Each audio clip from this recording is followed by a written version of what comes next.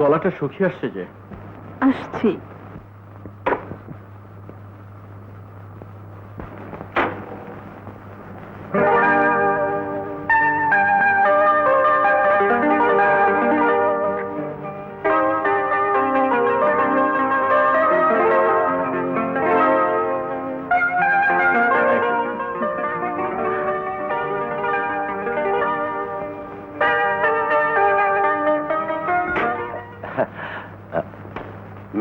May I come in? আরে দোস্ত তুই আয় আয়। সরি, ডিস্টার্ব করলাম না তো? ভেতরে ঢুকে কামিন বলা, ডিস্টার্ব করে ডিস্টার্ব করলাম না তো জিজ্ঞেস করা, দুটোই কেমন উল্টো হয়ে গেল না? আরে না না, ও একটু ওরকমই। তা বল দোস্ত, তোর জন্য কি করতে পারি? কাজটা একটু কনফিডেন্সিয়াল। আরে বল না, এখানে তুই আর আমি ছাড়া আর কেউ নেই। ও হ্যাঁ হ্যাঁ, নাসরিনের কথা বলছিস? She is my private secretary. হ্যাঁ, শোন, এটা একটা সই করে দিত। কি আছে লেখা? আরে ওই যে তোর আমার পার্টনারশিপে কিরণ স্টকইয়ার্ডের জাহাজ ভাঙার কাজটা। ও হ্যাঁ হ্যাঁ হ্যাঁ হ্যাঁ। নো স্যার, সই করার আগে কাগজটা আপনার পড়ে নেওয়া উচিত। এতে পড়ার কি আছে? বন্ধু বলছে, ও তো আর মিথ্যে বলছে না। তুমি বরং 2 কাপ কফি পাঠিয়ে দাও। নো স্যার, যতদিন আমি আপনার প্রাইভেট সেক্রেটারি পোস্টে কাজ করছি ততদিন পর্যন্ত না পড়ে কোনো কিছুই আপনাকে সই করতে দেব না। Rajiv, she is insulting. তোর আর আমার মধ্যে ডিলিংস, থার্ড পার্টি নাক গলার তা আমি চাই না। আপনি চান না চান তাতে কিচ্ছু যায় আসে না। কাগজ না পড়ে আমি সই করতে দেব না, এন্ড দ্যাট ইজ ফাইনাল। ওহ নাসরিন, কাকে তুমি কি বলছো? ও আমার অনেক দিনের পুরনো বন্ধু। তুমি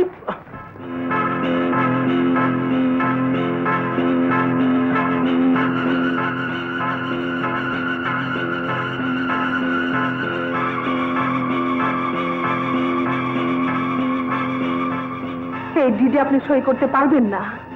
ও ইউ, তোর মতো একটা মেয়েকে। খারাপ, মুখ সামলে কথা বলবেন, নইলে দারোয়ান ডেকে ঘাট ধরে বের করে দেব। ব্যাপারটা কিন্তু বাড়াবাড়ি হয়ে যাচ্ছে নাসরিন। এই ডিডে সই করবো না কেন? হয় কারণ এটা একটা মিথ্যে জাল এগ্রিমেন্ট। এই ডিড অফ এগ্রিমেন্টে লেখা আছে থাইল্যান্ড থেকে টিসিবির মাধ্যমে চালানার টেন্ডারটা যে আমরা দিয়েছি তা খান অ্যান্ড কোম্পানির ফেভারে। আপনি উজ্জ্ব করছেন। এসব জেনেও যদি আপনি ফাইলে সই করতে চান, আমার আপত্তি নেই।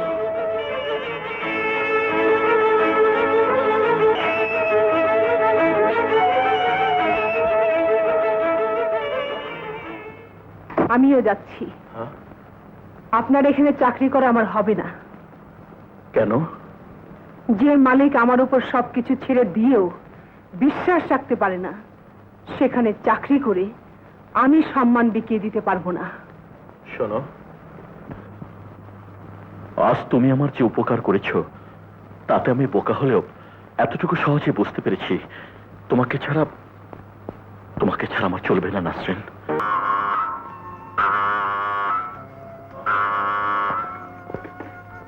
ইয়েস স্যার, বাসায় যাবেন না? যাব, নিশ্চয়ই যাব। Let's move.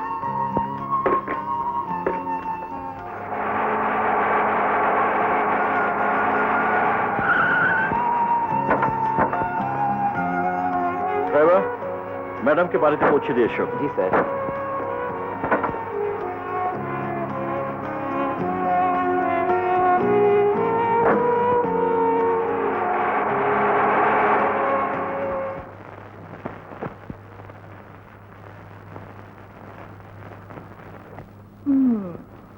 আপা, চিকেনটা কোন চাইনিজের?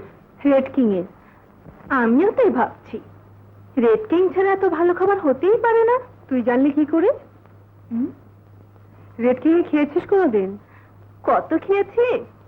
রাজার আবার রেড কিং ছাড়া পছন্দই হয় না, বিশেষ করে ওদের স্পেশাল প্রনের জবাবই হয় না। রাজাটা আবার কে? কি আবার?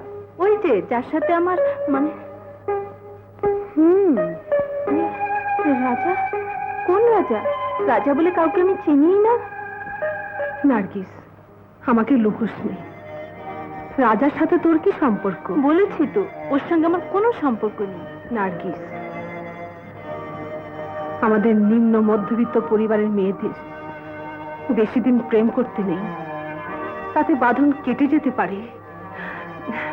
রাজাকে নিয়ে আসিস, তোর ভালো লাগলে আমাদের কোনো আপত্তি থাকবে না।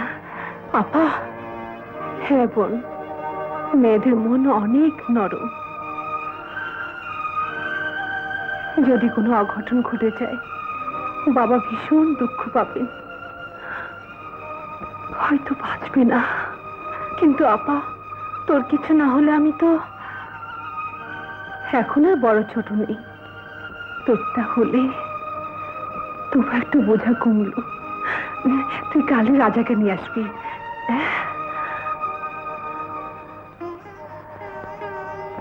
আসসালামু আলাইকুম। আমার নাম রাজা। ও, বসু ভাই, কি খাবে? না, কিছু না। নার্গিস বলল আপনি আমাকে দেখা করতে বলেছেন। হ্যাঁ। হ্যালো, 2 কাপ কফি আর একটা স্যান্ডউইচ পাঠিয়ে দাও। নাসরিন, শোনো, এই চিঠিটা টাইপ। তুমি কি ব্যস্ত? হ্যাঁ, কিছু বলবেন? না মানে, আমি একটু জরুরি কাজে বাইরে যাচ্ছি, সময় মতো চিঠিটা টাইপ করে রেখে দিও। ঠিক ওকে? আছে।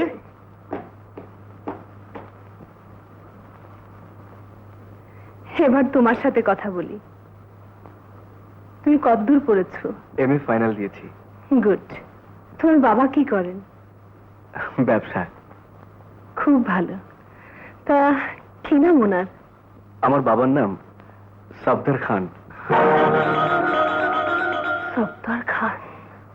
আমরা 2 ভাই। বড় ভাই বাবার ব্যবসার সাথে জড়িত। আমাদের কোম্পানির নাম খান ট্রেডিং অ্যান্ড শিপিং। তোরা তখন খুব ছোট। ওই সফদর খান আমার সমস্ত ব্যবসা জালিয়াতি করে তার নিজের নামে নিয়ে আমাকে সর্বশান্ত করে দেয়।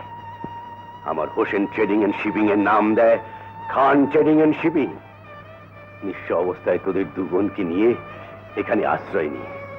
বিশ্বাস কর মা, ওই সফদর খা কেন, ওর বংশের কাউকে আমি কোনো দিন ক্ষমা করতে পারবো না, কোনো দিন না।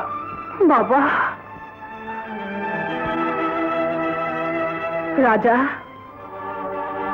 নার্গিসের সাথে তোমার মিল হতে পারে না, কোনো দিনও না। আজ থেকে ওকে তুমি ভুলে যাবে। কেন, আমি জানতে পারি? না, কোনো প্রশ্নের উত্তর আমি দেব না। তাহলে নার্গিসকে ভুলে যাবার কোনো প্রশ্নই ওঠে না। ভুলতে তোমাকে হবেই, তোমার ভালোর জন্যে, নার্গিসের ভালোর জন্যে। তোমাদের সম্পর্ক শেষ করে দেয়া ভালো। আমি চাই না সে ভালো। আমি শুধু জানতে চাই কি সে কারণ যার জন্য নার্গিসের সাথে আমার মিল হতে পারে না। কারণ তোমার বাবার নাম সফদর খান, তাই। তোমার বাবা আমার বাবার সমস্ত সম্পত্তি অন্যায়ভাবে দখল করে নিয়েছে, তাই। তোমার বাবা আমাদেরকে পথে বসিয়েছে, তাই। তোমাদের বংশের কাউকে আমার বাবা কোনো দিন ক্ষমা করতে পারবে না। বুঝতে পেরেছো আমার কথা? এবার যাও, তোমার বাবাকে জিজ্ঞেস করো তার সততা সম্পর্কে।